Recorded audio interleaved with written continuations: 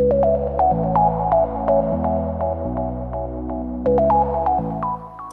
ville intelligente est aussi une ville connectée aux citoyens. Notre prochain conférencier est Viviane Gravel, présidente de B-City.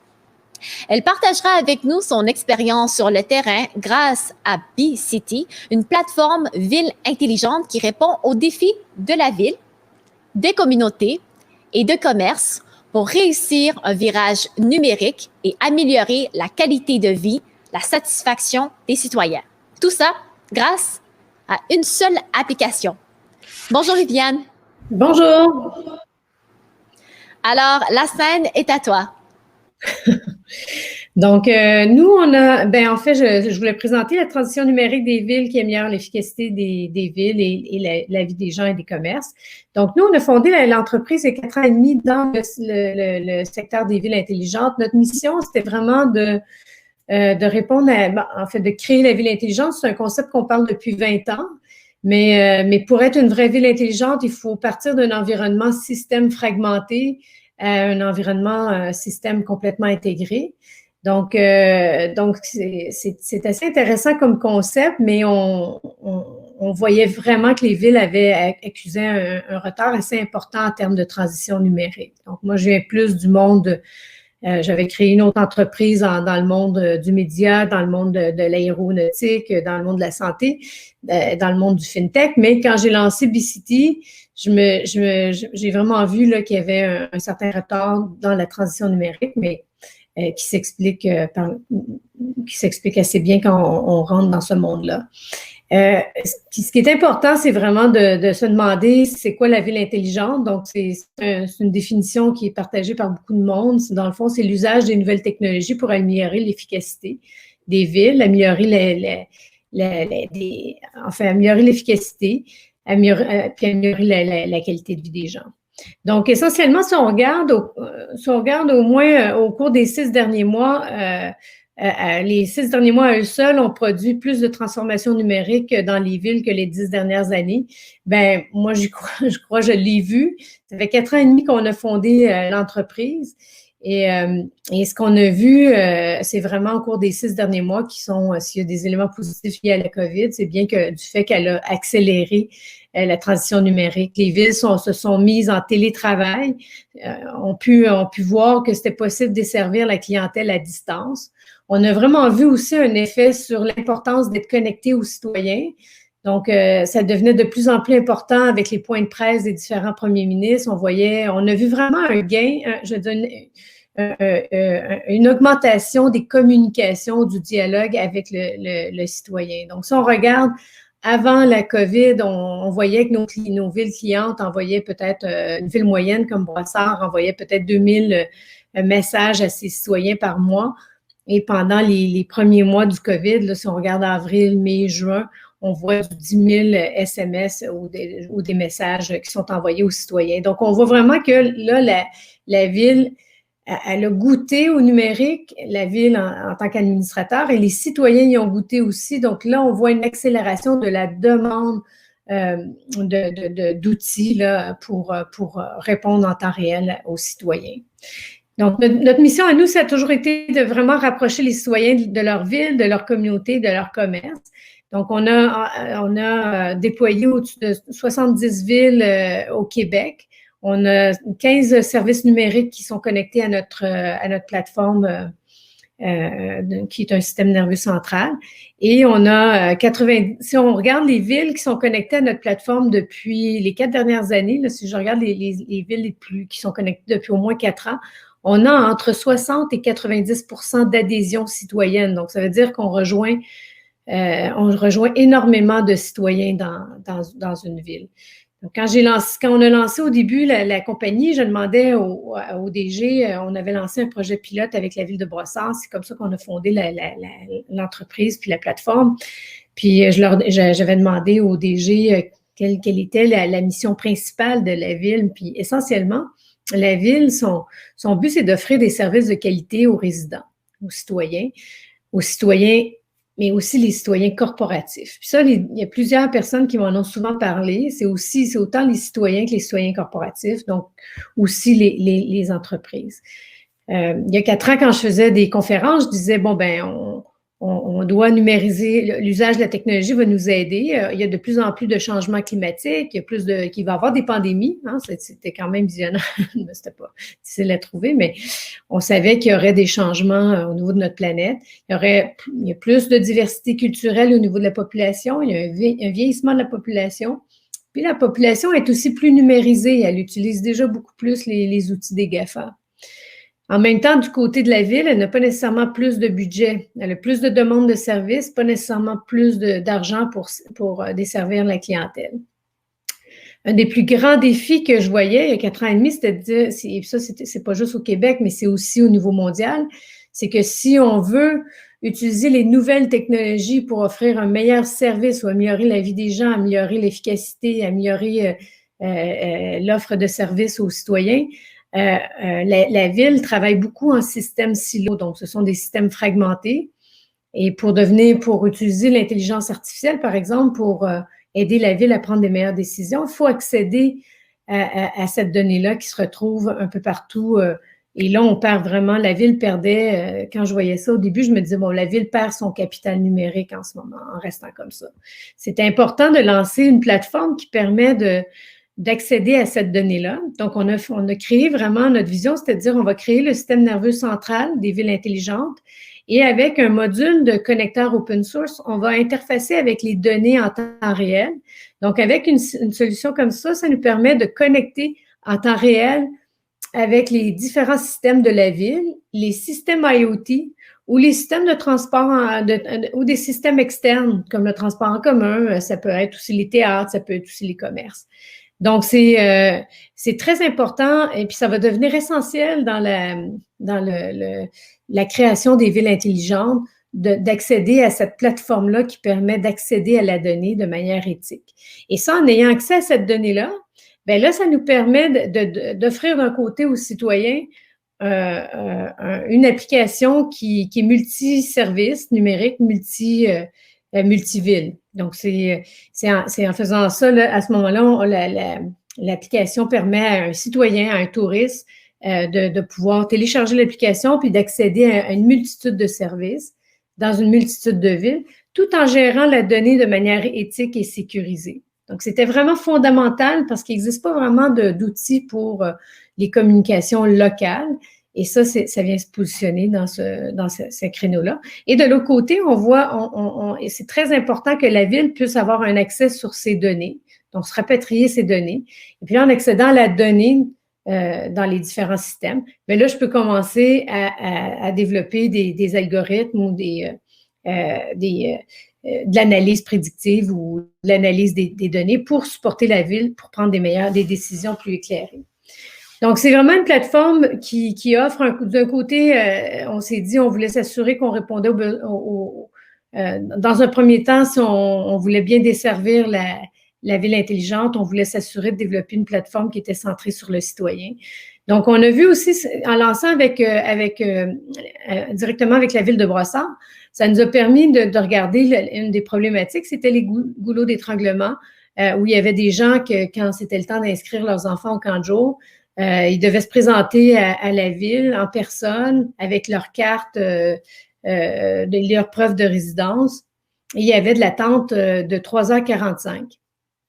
Et il y avait à peu près 400 personnes qui se présentaient. Donc, 6 mois après avoir installé l'application, on a revalidé le temps d'attente, puis on s'est rendu compte qu'il y avait 2 minutes d'attente et il y avait seulement 5 personnes qui s'étaient présentées. Au cours de la dernière année, il y a 3 villes qui ont évalué le niveau de satisfaction. On a eu une cote de 8 sur 10. Donc, ça permet aussi de communiquer en temps réel. En temps de pandémie, c'est important de rester connecté. Donc, on a vu qu'il y avait, je le disais tantôt, 2000 SMS et 2000 messages qui étaient envoyés les mois précédant la crise. Et pendant la crise, c'est au-dessus de 10 000 communications qui sont parties. On voit aussi l'importance de la consultation, la participation aux décisions. Donc, avec un système, on a intégré aussi la participation citoyenne. Donc, ça permet vraiment d'utiliser l'intelligence collective pour prendre des meilleures décisions. Donc, c'est vraiment des petites consultations citoyennes qui peuvent être lancées. Ça permet à la ville de mieux contrôler le dialogue aussi. Donc, en ayant une consultation qui peut rouler à tous les mois sur la satisfaction des services, ben je me positionne comme ville pour anticiper les besoins. C'est aussi, ça réduit tous les déplacements et ça élimine complètement l'attente au retour quand on aurait ouvert les villes après la première vague de la COVID. Les villes qui avaient déjà installé notre système de prise de rendez-vous à distance ont zéro attente à la ville. Puis comme la COVID a favorisé aussi, accéléré un autre besoin, nous, on parlait depuis au moins 18 mois de l'importance d'avoir un outil qui permet aux villes d'être au centre pour stimuler l'économie locale et favoriser le recrutement dans ma ville. Donc, on voit vraiment aussi que un outil comme ça peut aider aux villes à stimuler l'économie locale, encore plus important quand on est dans une crise comme la pandémie. Donc, on a fait évaluer, il y a 4 MBA qui ont fait une étude sur la transformation numérique, combien ça sauvait d'argent pour une ville qui installait. Donc, on s'est concentré sur 6 services qu'on déploie rapidement. Là, c'est quelque chose qu'on peut déployer en quelques jours. Là. Donc, on installe notre système nerveux central avec la carte numérique, qui est un wallet, dans le fond. Ça nous permet d'avoir l'identité du citoyen, pouvoir le retrouver dans chacun des systèmes, puis utiliser la donnée de manière éthique pour aider à la prise de décision. Donc, la carte numérique, la requête, le 311, signaler un problème, permettre à un citoyen de prendre une photo d'un nid de poule ou d'un graffiti, de l'envoyer, d'avoir du feedback, recevoir des notifications, des alertes comme ils ont reçu, soit des avis d'ébullition d'eau, des avis pendant le COVID, ou la consultation numérique, le calendrier d'activité, le tableau de bord. Juste ces éléments-là, ces petits services-là aux citoyens, ça apporte une économie de 11 $ par citoyen par année. Ça a été fait par 4 MBA qui ont validé auprès de nos villes et ça a été validé par Gartner qui ont dit qu'ils avaient rarement vu un ROI aussi crédible. Donc c'est sûr qu'on confirme encore là, oui, on améliore l'efficacité, on réduit le temps d'attente, on amène des gains assez importants qu'on est capable de justifier, numériser. C'est très important aussi dans les plateformes, puis ça c'est un regain, mais toute la cybersécurité, elle doit être prise en charge. C'est important d'offrir une plateforme comme ça. Ça peut être très, très utile pour les citoyens et pour les villes, mais ça va passer par la gestion éthique de la donnée. Donc, pour les villes, on a vu une amélioration. On sauve 11 $ par personne pour juste les premières applications de base. On a un gain d'amélioration de satisfaction sur l'offre de services. Ça permet de contrôler le dialogue, de prioriser les investissements. Il y a eu on prévoit avec le lancement du guichet unique qui utilise encore la plateforme du système nerveux central, de pouvoir créer la facture unique. Donc là, à ce moment-là, on a un gain d'à peu près 8 $ par transaction qui sont sauvés. Donc, ça permet d'éviter le temps d'attente à la ville, ce qui est de plus en plus en demande, surtout avec la pandémie. Puis, c'est aussi un outil qui peut servir aux villes pour booster l'économie sociale sans se transformer en un outil de marketing à la Facebook ou à la GAFA. Et maintenant, on voit de plus en plus apparaître tous les systèmes. On peut maintenant connecter le citoyen pour collecter de la donnée, mais on peut aussi connecter des systèmes d'Internet des objets pour faire, entre autres, l'automatisation de la gestion des infrastructures municipales, ne serait-ce que de répondre de pouvoir évaluer la qualité de l'eau. Maintenant, c'est aujourd'hui possible avec des systèmes comme ça de pouvoir intégrer la donnée et puis faire des prédictions. On a mesuré avec une ville d'importance au Québec la qualité de l'air et puis on a pu valider que on a pu détecter la qualité de l'air selon s'il fait chaud et humide ou chaud et sec. La pollution est plus élevée si c'est chaud et humide, par exemple. Et après, on a continué à collecter les données pendant le COVID et comme il n'y avait plus de circulation, on a eu des données assez intéressantes sur la qualité de l'air. Au niveau de la vie, pour amélioration de la vie des villes, on est vraiment au niveau du système de tableau de bord intelligent, c'est que ça permet aux villes de se rapatrier leur capital numérique, de pouvoir accéder à la donnée et de pouvoir avoir de l'information sur les services qui sont utilisés, mieux anticiper les besoins, avoir un outil de dialogue. il y a la gestion de permis et les paiements qui sont très utilisés chez nous. Ça sauve c'est des gains d'efficacité. On a le paiement des taxes, la facture centralisée qui arrive cette année, et aussi l'intégration de l'Internet des objets. Donc, c'est un tableau de bord qui permet de donner beaucoup de données pour supporter et puis faire du prédictif. L'amélioration pour les commerçants, nous, c'est sûr qu'avec le positionnement qu'on a, ça nous permet d'utiliser la carte citoyenne pour stimuler l'achat local. Ça devient un outil vraiment plus... nous, on positionne beaucoup plus dans un mode de découverte. Donc, une ville, c'est vivante, ça a son propre ADN. On s'assure de pouvoir, oui, leur dire la liste des commerçants, mais ce qui est surtout demandé, c'est qu'est-ce que je peux découvrir dans ma ville. Donc, c'est vraiment d'entrer dans des communications promotionnel, informationnel, mais c'est plus pour amener la ville à parler à ses citoyens comme si c'était des visiteurs ou des touristes. Donc, encore là, on peut stimuler le développement économique en favorisant une meilleure connaissance de sa ville. Donc, on crée des petites annonces, il y a une nouvelle, puis on peut faire, avec la carte numérique, je peux favoriser les rabais. Bromont me disait, je peux utiliser la carte pour faire les mardis 10%, ou il pleut aujourd'hui, Glissade d'eau annonce aux citoyens de Bromont 50% de rabais. On sait aussi que les commerçants, ce qu'ils nous disent, c'est que c'est un outil génial pour eux parce que ça leur permet de se rapprocher des citoyens. Il y a une inondation aujourd'hui. Un marchand peut annoncer, venez vous réchauffer chez nous, on offre le café gratuit, puis venez brancher vos ordinateurs. Donc, c'est des éléments comme ça que nous, on prend pour stimuler puis rapprocher les commerces des citoyens.